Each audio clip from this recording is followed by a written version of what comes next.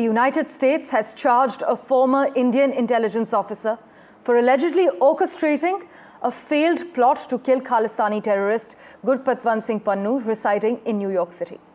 The US Justice Department has charged him with a murder for hire and money laundering.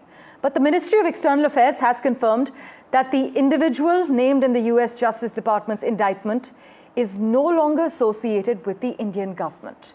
Here's what the Ministry of External Affairs had to say.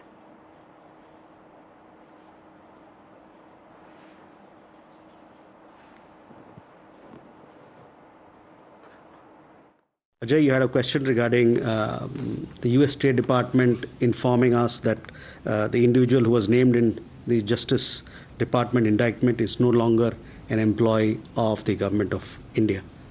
Yes, I confirm that he's no longer an employee of the Government of India. My colleague Vishal Vivek has been tracking the details closely for us. He joins us live at the moment. Vishal, as we've established, an ex-Indian spy has now been charged in the United States over an alleged Khalistani terrorist murder plot. Take us through the Ministry of External Affairs' detailed response.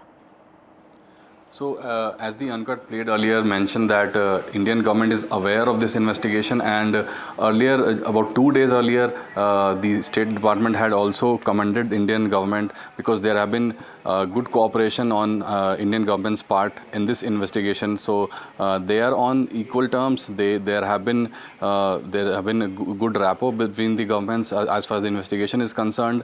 But in this, when you look at the details of the indictment, it tells you the chronology of the whole event. Of course, it's an indictment, which means it's a set of charges. They are yet to be proven, but they have laid out a series of details, giving details about how the whole operation went through, how the alleged Indian spy contacted some people in the United States to go through this plot, and that was infiltrated by an undercover informant for the FBI, which is the Federal Bureau of Investigation.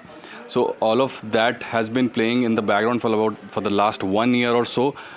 This was first reported by US media about 2 months ago, and now a formal indictment has been filed by the Justice Department. So a lot of questions remain whether there will be extradition of the said individual who reports claim is in India right now and worked for the Indian government, and as you mentioned, he is not associated with the Indian government anymore. So how all of this will play out, that will only be clear in the next few days or weeks. As always, Vishal, thanks so much for taking us through the latest details.